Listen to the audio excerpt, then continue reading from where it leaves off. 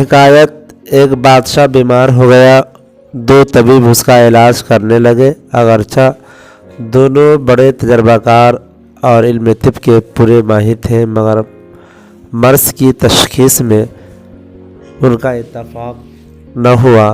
ایک کچھ کہتا دوسرا کچھ، جو علاج ایک کرتا دوسرا اس کے خلاف اور ہی بتاتا۔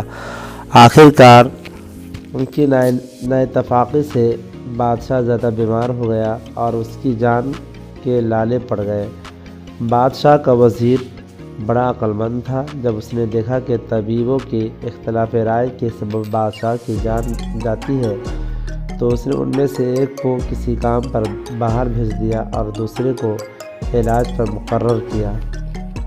ابھی تھوڑے دن بھی گزرے نہ پائے تھے کہ بادشاہ کی طبیعت سنبھل گئی اور تندرست ہو گیا۔ اب وزیر نے بادشاہ کی خدمت میں بیماری کے بڑھ جانے اور طبیبوں میں سے ایک کو نکال دینے کی وجہ بیان کی۔ بادشاہ نے پوچھا، تمہیں یہ بات کیوں کر سوجھی؟ اگر ایک ہی علاج کرے تو بہتری کی امید ہے۔ وزیر نے کہا، خدا تعالیٰ نے اپنے کلام پاک میں فرمایا ہے، لَوْ كَانَ فِيهِمَا آلِهَةٌ إِلَّا اللَّهُ لَفَسَدَتَا۔ اگر ان دونوں یعنی زمین و آسمان میں اللہ کے سوا اور خدا بھی ہوتے تو دونوں کا انتظام بگڑ جاتا۔